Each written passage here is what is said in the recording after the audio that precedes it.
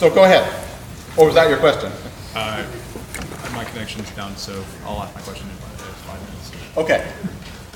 Any other questions? Yeah. When a teacher submits a request for a substitute, does that need approval from the administration? No.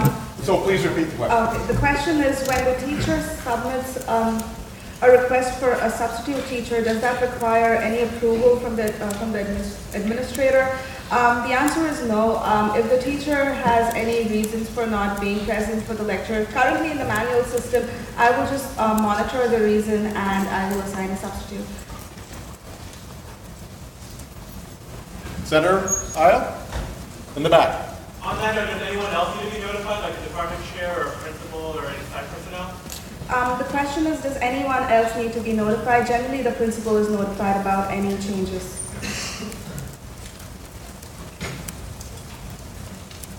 The quiet group? Yes. So this is a follow-up to ask this question on Tuesday, or on Thursday, and Tuesday, past Wednesday. But, so the school you said has an existing website, so it's posted somewhere, it's saved on the computer. Can we use that for the host stuff off the office? Because if not, you would need to buy new hardware, I would think, to run it. The question is, the school currently has a website, and should SAPA be what? Hosted off. Should SAPA be hosted on the same website, or do I need additional hardware? Is the additional hardware cost, how much is the additional hardware cost approximately? Well, I mean, it depends. We make software, so I wouldn't be in that business.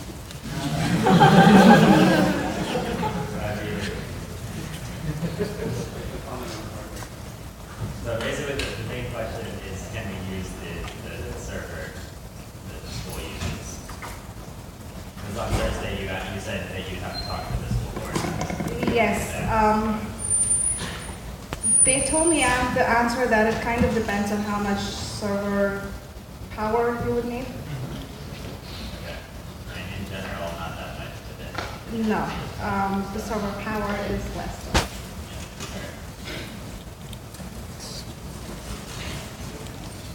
Okay, did that answer? Are we done with that? Okay. You said the substitutes would be given 30 minutes, right? But you said that at night, like if substitutes were sleeping, it would be until 4:30 in the morning. What time would be a cutoff time, the night cutoff time? Okay, firstly, I thought about the 30 minutes requirement, and I've decided that it would be, each professor would be given 20 minutes. So after 20 minutes, an automatic call would be made to the professor. And your question was about the night cutoff. Could you please repeat that? Yeah, you said that substitutes would be sleeping. Say it was like teacher called in at 1 in the morning, right? And I thought we couldn't expect them to wake up. Yes. So after 4:30 a.m., the 20-minute rule would start. Okay, after. Yes. What's the rule book? Can you repeat what that rule is? The question was, when does the 20-minute rule start? Like at 1 in the night, the 20-minute rule cannot start. So after 4:30 a.m., after every 20 minutes, the substitute teacher will be given a call if they cannot make it. Okay? Yeah. Yes. What should the automated system say when asking the substitute teacher to fill in? Yeah, repeat that. I didn't hear it either. Okay, what should the automated system say when asking a substitute teacher to fill in? The question is, what should the automated system say when asking the substitute teacher to fill in? Currently, I inform the teachers about the course that they need to take, the timing of the course, and the room where the lecture will be held.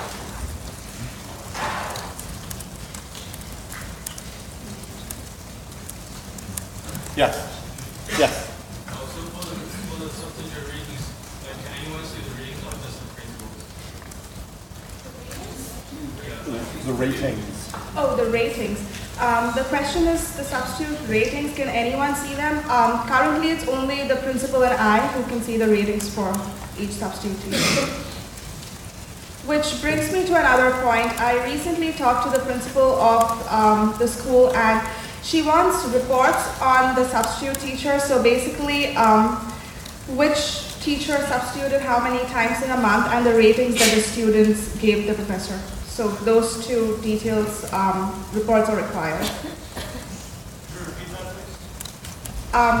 The principal said that she requires reports of the substitute teachers. The reports are mainly of the name of the teacher, of course, and how many times did they substitute in a given month, and what was the student rating given to each teacher. So I'll just say, other questions about that report? Any questions about that report? Yes. When you said how many times they subbed in a month, do you mean some in schools or just that specific? The question is, how many times have they substituted in a month? Does that mean any school or just that particular school? It's only for Irvine High School. Was that your question, or was it about months? Okay. Other questions about this report? Yeah. Who do you want us to give the report to? Who's the report for? The question is, who do I want the assistant to give the reports to? It's the principal and myself. Okay, we're still on the report. How often do you want these reports to be delivered to you and the principal? The question is, how often do I want the reports to be delivered to myself and the principal? The answer is once a month. Okay, and we're still on reports. Yes.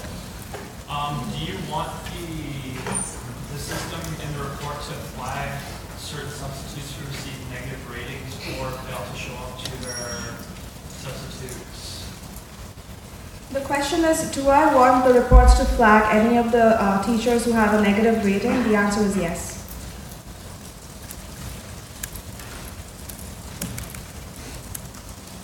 So I have a question. Does a negative rating mean a negative number below 0? The question is, does the negative rating mean a negative number? No, any rating below 20% is a negative. Okay. 20 out of what? 20%. Yeah, good question. 20, what is 20%? 20%. Uh, So 20% of what? Oh, of the total rating. So the students are generally given option as whether the teacher is good or not that great according to their subject knowledge. So if 20% of the class says that the teacher is not that great at their subject knowledge, they'll be given a negative rating. okay, more report questions? Yeah, back there. So the students are rating based on like a number scale or rating that's just like basically the knowledge of the subject or not and not rating. You mean the rating scale? Yeah. So the students in their surveys have the rating scale of yes or no, and depending on how many yes or no a teacher gets, they'll be given the rating. Okay, reports? Reports? Yep. Not reports? But let's do. So you didn't ratings get done last time? No. Not the actuals. No.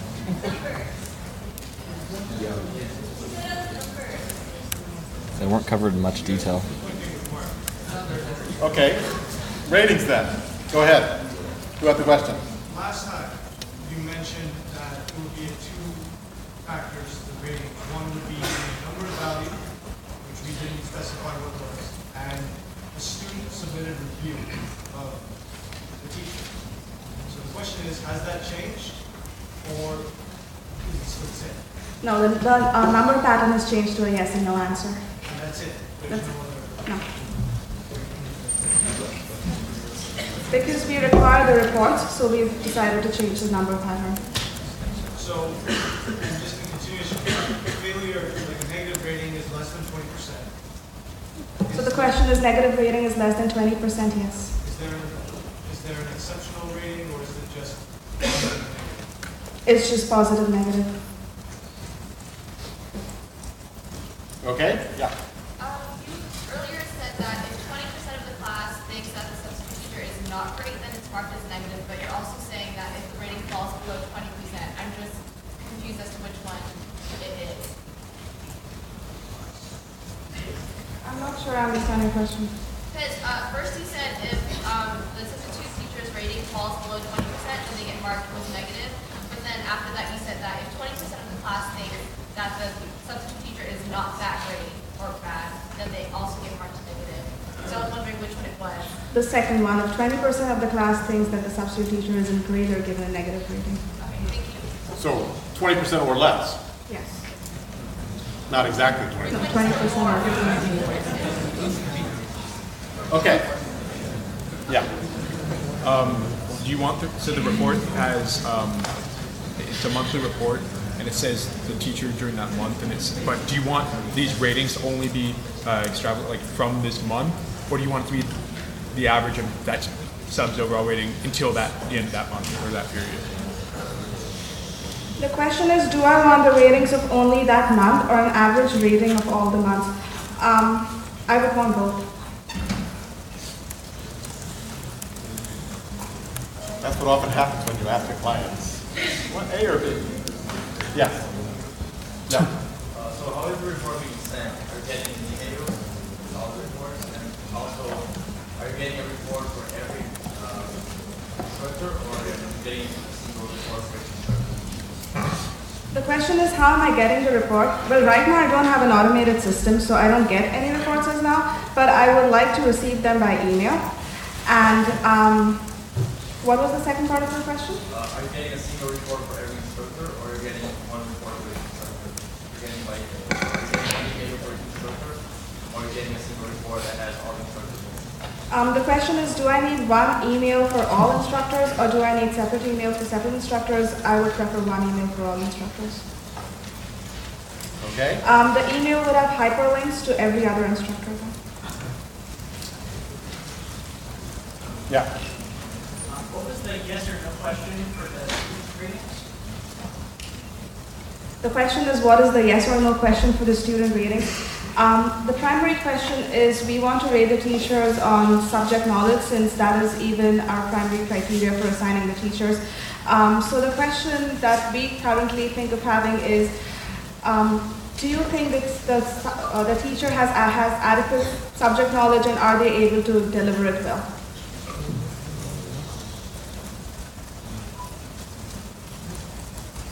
Okay. So you mentioned last time that certain substitutes can have more than one area of expertise. So for the specific report, You know what? So that's I want to sort of focus this and stay on the reporting thing, but I'll come back to you when we're done with reporting, okay? it's related to the It's reporting? Okay, sorry. Okay. Go ahead. So for the reports, like if you have one substitute that has two expertises, do they get two separate reports, or is it all compiled into one? The question is, substitutes may have different subject knowledge, so are there two separate reports depending on the subject knowledge, or is it one?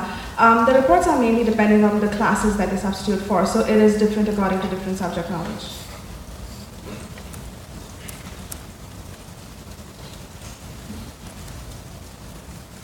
So let's do 3 more reports questions and then move on to other things. Yeah, Lucia. So for the ratings, I have a case I would like to ask you how it's handled. So say a teacher subs 3 times, for example. One of the days that the teacher substitute sub, they get a 20% or less. Do you want them flagged at that point, even though the other 2 may have been 80 or 100? Because that would cause the average to go up. The question is, if a substitute teacher has subbed 3 times, and in one she has a rating of below 20%, whereas the other she has a rating of above 80%. That's the main reason why I want separate reports according to subject knowledge. So currently, in the manual system, I would not assign the teacher, or assign the teacher later for any of the below 20%, and for the classes in which she has a rating above 80%, she would be assigned to before. So. Do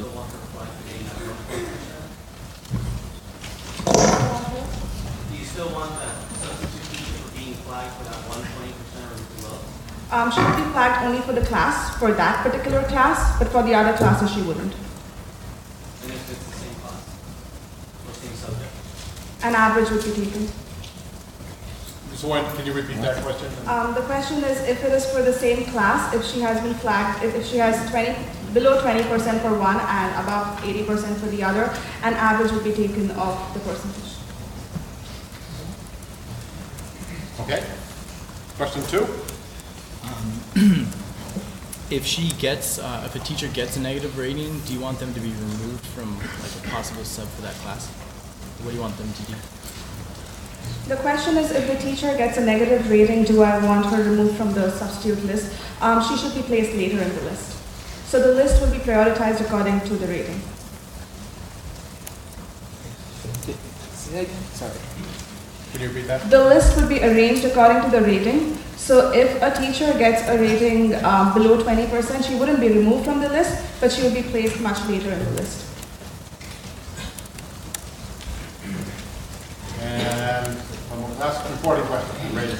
There are cases where not all students reporting their ratings. So say the class has 30 people and only 17 submit their rating. Would that be taken into account in the average score of the teacher?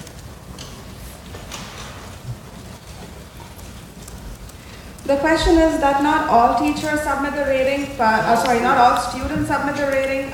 If in a class 17 out of 30 students submit the rating, would that be taken into consideration?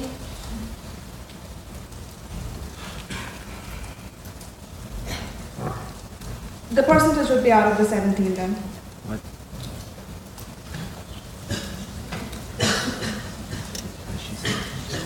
Okay, so there probably were other topics, I wasn't here on Thursday, besides reporting and rating. So we probably could go on forever about reporting and rating, but other questions on other aspects, yeah. So you mentioned that the school has a website. I have a two-part question on this. Do students and full-time teachers have accounts on this website? And if they do, is SubHub supposed to integrate in this system, or should students and teachers create new accounts? The question is that currently we have a school website, and so the question is, do students and teachers have accounts on the website? The answer is yes. The second part of the question is, should SubHub be integrated into the website or should it be separate? What is the advantage of having it integrated? I meant, should the accounts be integrated so students and teachers can log on to SubHub with their school accounts? The question is, should the accounts be integrated? I would prefer that as opposed to creating new accounts for the students.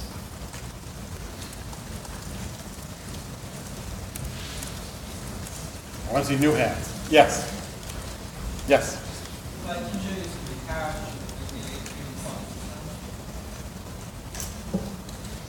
Say that again?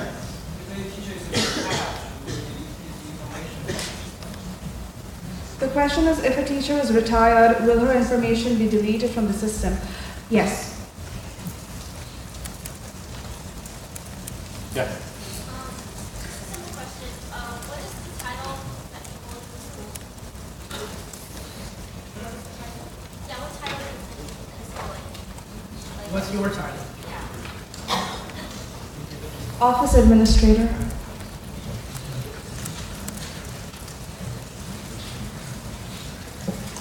Okay. So back to the hardware question, and the whole integration of the website to the current school website. So for hardware, since you guys had noted last week that you wanted failover, that would be cost prohibitive to try to purchase new hardware to do so. So if there was actually on this current website or the current system, it would be preferable to the lowest cost. And given the budget that we're given, it would probably go over budget because it would be harder for that.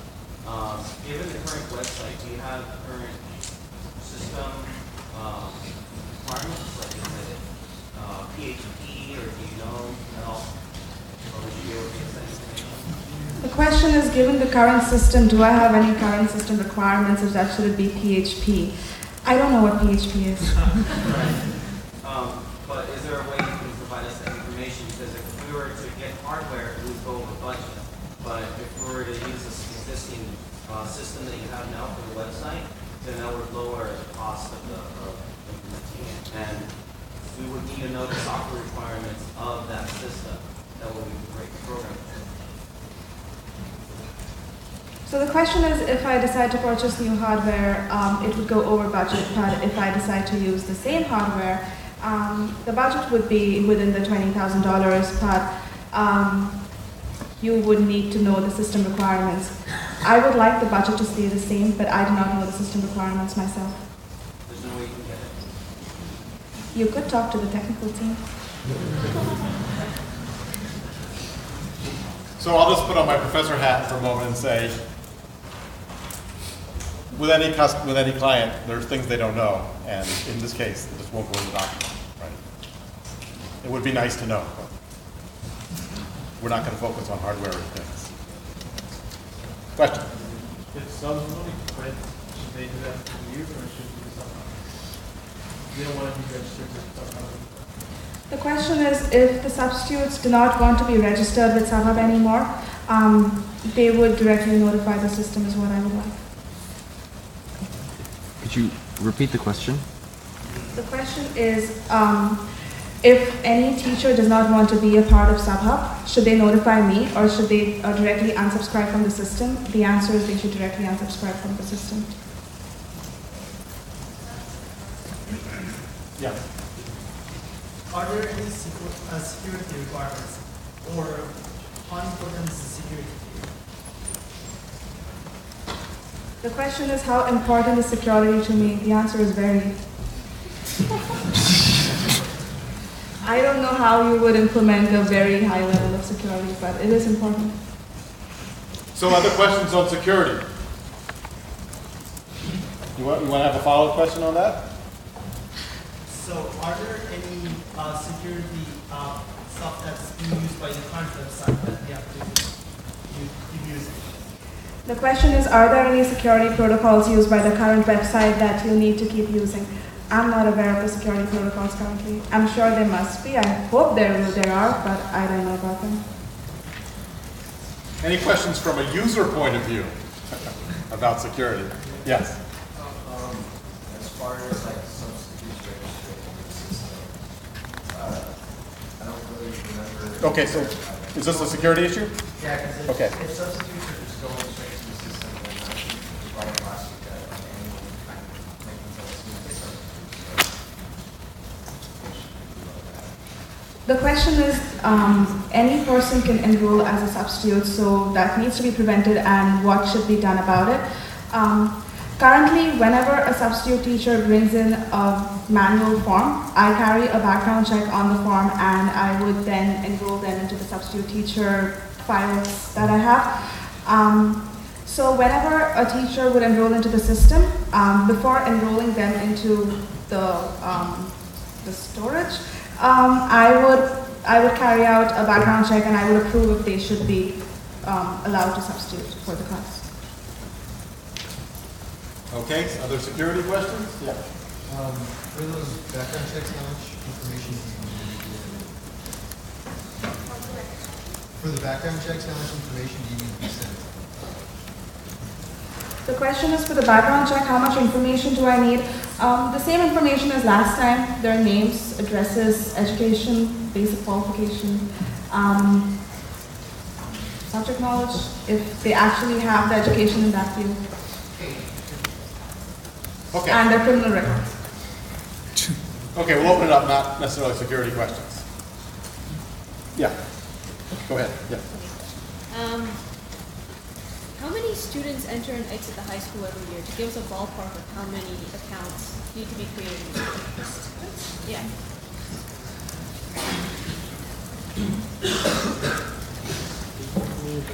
The question is, how many students enter in the high school every year? And exit. And exit. I don't know, because that's not a part of my job. I only manage the substitute teachers. I'm not aware of the number of students. Question? If substitutes directly subscribe to the system, does that mean they're not able to participate, or they're not able to like sub for that school anymore unless they enroll in the system again, or is there another way for them to teach without being in the system?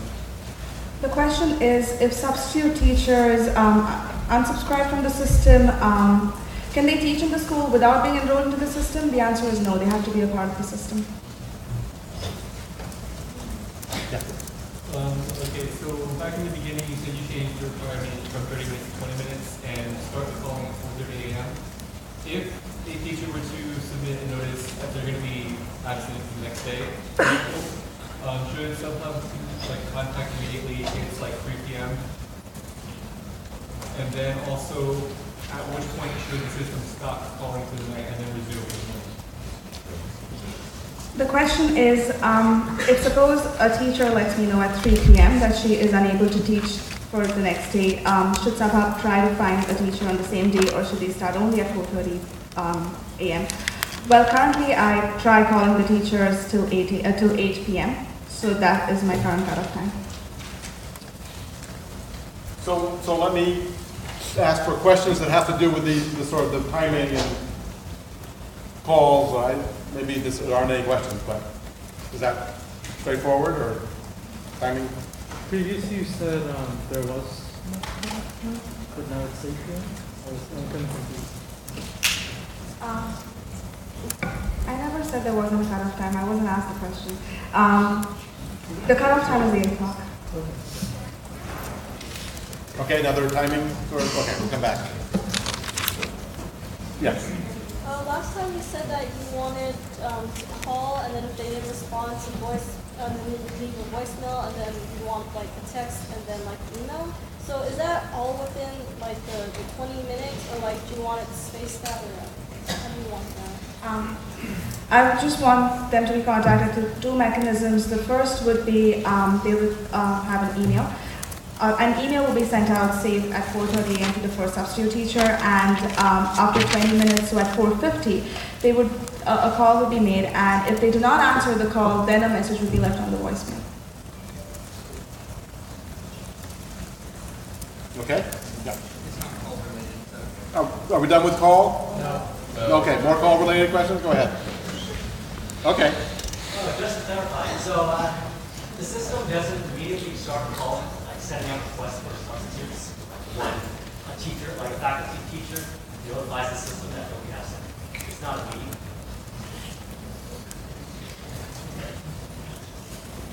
The question is does the system call the teachers immediately?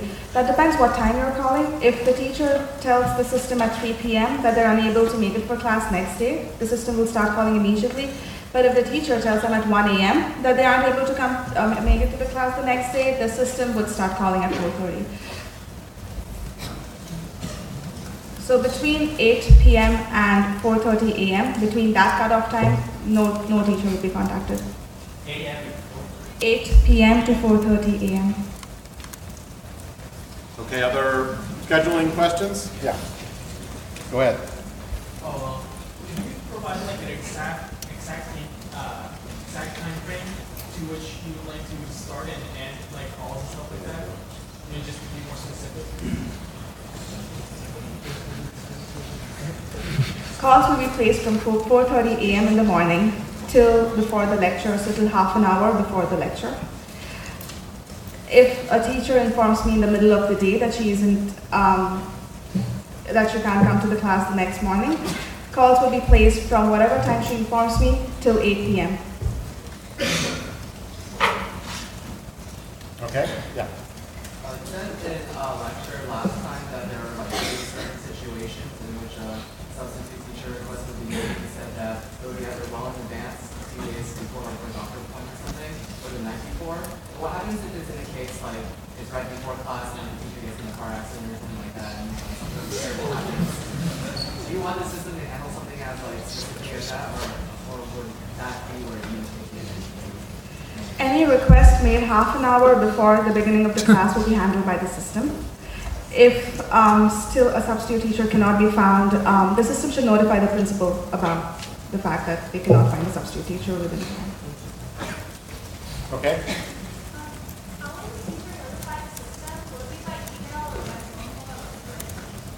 The question is, how would the teacher notify the system? So I would prefer there to be like a form on the system that the teachers could enter their details that they aren't able to teach that day.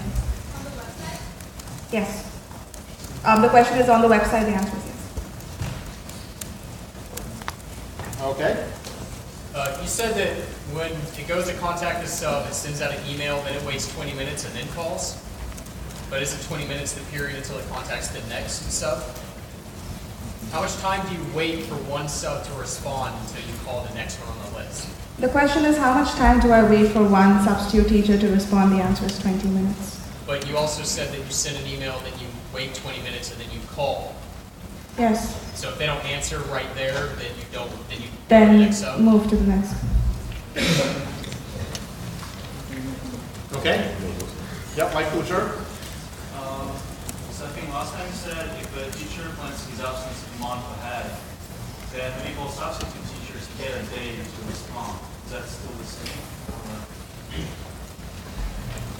The last time I had mentioned that if a teacher tells me well in advance that they cannot make it for the lecture, say like a month in advance, the time frame given for each teacher to answer will be more then. So they'll be given a day to answer. So if a teacher tells me she's going on a vacation, say the next month, each substitute teacher will be given a day to respond back to me. Okay. Just to clarify what person we have there was asking about the 20 minutes, it sounded like you were explaining a situation where an email would be sent out, we wait 20 minutes for that email to be answered, and then we would try calling that person, but then we're in that situation where we're at the 20-minute mark, and we're going to go to the next substitute? Or is there a different mechanism that you were thinking of where maybe we're sending out email and phone call at the same time? The question is again about how the teacher will be notified. So I'll give you an example. If at 4:30 a.m. I send an email, the system should send an email to the teacher with the link saying that please go to the form and click a yes that you will agree to be the substitute teacher. They will be given 20 minutes to fill out the required form. And if at 4:50 the system still does not receive any notification that they have filled out the form, then a call will be placed to the teacher. And if they do not answer the call or if it's a negative response, then the next teacher will be contacted. Yeah, voicemail and then the next teacher. So voicemail is that we tried contacting you, but you were unavailable. Just informing them that why was the call placed at 4:30 a.m. Okay? Yeah. When you call the teacher, how long do they have during the phone call to respond? It's like, what if they accidentally hang up? The question is when I call the teacher or the system calls the teacher, how much time do they have to respond? The standard 4 rings, the standard amount. Like when they pick up, like they don't respond to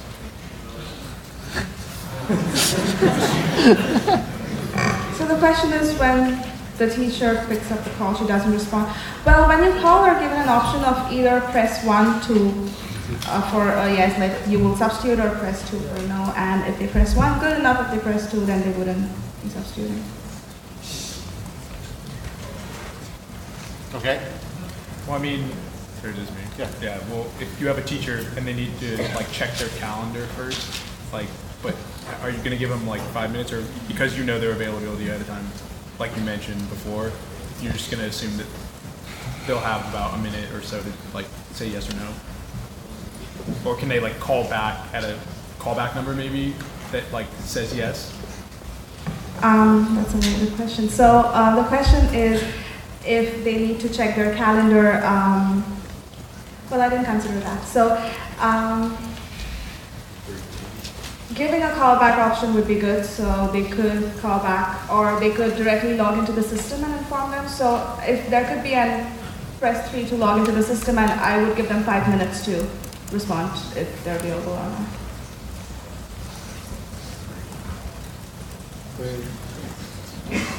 Okay. Go ahead. So when you're saying that after 20 minutes you respond, do you still want the first substitute teacher notified to have the ability to go back and check it out?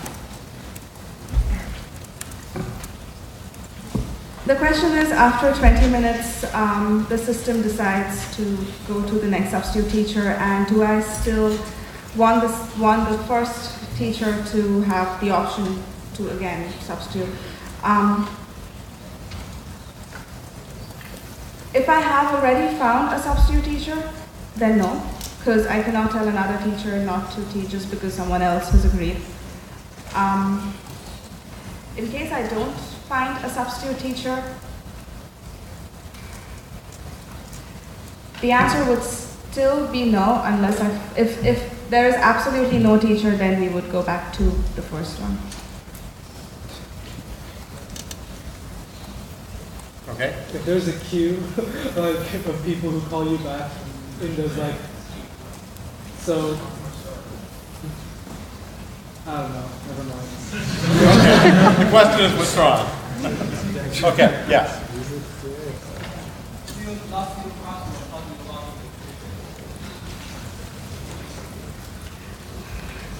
The question is, if I've lost my password, how do I want to retrieve it? Since I'm using the school website itself, whatever mechanism the school website uses for password recovery is all right. Okay, quite sure. So can you kind of go over the options of the automated no calls with press one, press no, or press two for no, three for subscribe? Over that? The question is, could I go over the options again? So press 1 if you agree to substitute for the particular lecture. Press 2 if you do not agree to substitute for the day. Press 3 if you want to call back after 5 minutes or respond back after 5 minutes.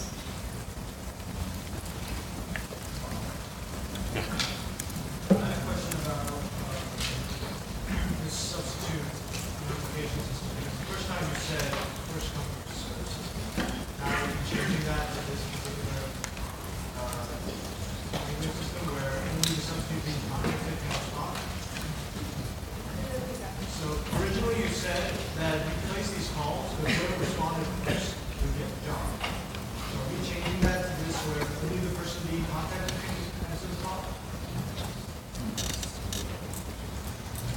The question is, initially I said that all the calls are placed together. No, the call was placed, but even if after the call was placed, somebody responded to an email or something, they could take the job if nobody else accepted. Okay. Yes, that has changed.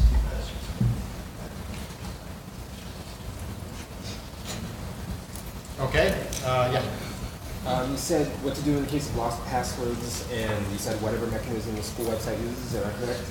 And while I know you're role-playing somebody who does not know computers, but you have used this website, presumably your character. So what is the mechanism that school website uses? The question is, what is the mechanism that the school website uses for password recovery? It is linked to my Gmail account. So once I've forgotten my password, and when I clicked on the forgot password tab, password recovery was sent to my personal Gmail account, which was linked to the school website. Well, let me just point out, that's not part of SubHub. Right, so it's good background knowledge to have, but probably shouldn't be in your report. Don't mention Gmail. Well, I mean, it's Don't not sue us. it's not SubHub. So let's focus a little bit. Yeah. No, on your left. Yeah. No. Who's on first? Do substitutes have accounts on the school website?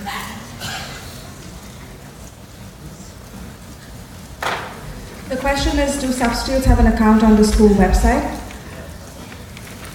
Well, the system is still manual. What would you suggest?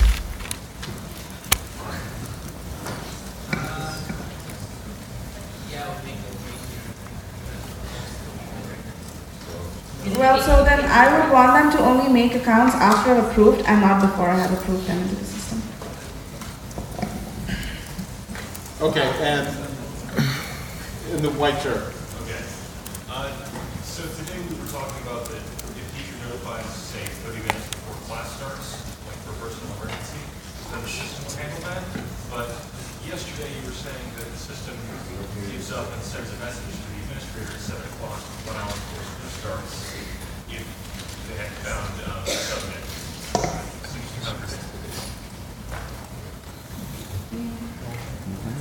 At 7 o'clock? Could you repeat that? What? You were saying yesterday that, or Tuesday, or Thursday, or whatever the last one was, that, if a substitute had not been found by 7 o'clock, 1 hour before school started, that SubHub would just send a message to the administrator and drop it at that point. No, that requirement still stays. The system should send an email to the principal and myself that they haven't found a substitute teacher until 7 a.m. But the whole process of finding a substitute teacher still remains till half an hour before class. It is just a notification at 7 a.m. that we haven't still found a teacher and we're still trying to find another teacher to substitute. Okay. Okay. Go ahead. Okay. Just to go back to the background checks real quick. Sorry. When you do these background checks, does the background, is it like criminal record background check, or does this background check tell you if this person is a certified substitute? Because if it does, then that would lead me to believe that there's a database somewhere that like all substitutes are on. Does that make sense? That we could like check against. If the background check only tells you that they're okay and not a criminal, then that doesn't really tell you if that person's still qualified to come substitute your classroom. So does the background check that you currently check against tell you if that person's a substitute as well as not being a criminal? The question is, does the background check tell me that the particular teacher is a substitute teacher and just not a criminal? Well, currently their background check includes data on whether they are a substitute teacher or not. But SubHub as a system does not carry out the background check. The background check is still carried out manually. Okay. That makes sense? Yeah. So it's not part of SubHub. The substitutes would enroll their details. I would carry out the background check and I would approve or not approve a particular substitute teacher. Okay. Okay. So you want anyone to be able to set up for apply for this, and you have to approve it, and once you approve it, that's not clear what you said. Yes, so the question is, anyone can fill in the form to be a substitute teacher. I will carry out a background check and either approve or disapprove. If I approve it, their data would be entered into the system. Go ahead. Would you be willing to pay, let's say, an additional $10,000 for 10 weeks of maintenance involving bug fixes, support, and training after the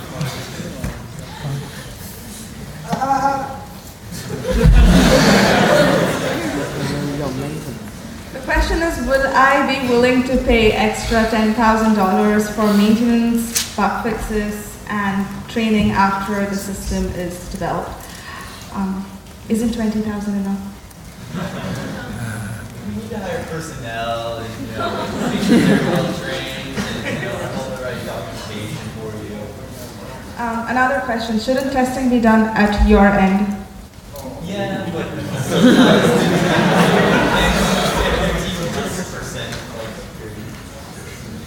not 100%, but I will have to talk to the principal about that. So you're not going to give like a 10,000-mile 6-month warranty? I mean, you could do that. I think that happened. Yeah. And 10,000 for a month seems to be a little steep. Well, I got 5,000. Would you like the system to be developed into a website that's also integrated with your school website, or do you want this application to be standalone like its own website? The question is, do I want the system to be integrated with the school website or should it be standalone? What are the advantages of having both? Well, if you were to have it integrated with the school system, you would still have like the same shared accounts and whatnot, but if it were to be like a separate website, I guess that's just a preference for you or how you want the system to be run. What would you suggest? Having it integrated with the school website, so students and teachers can just log on to the school website and have access to SubHub. Well, then integrated with the school website. Okay, go ahead. How do you feel about contact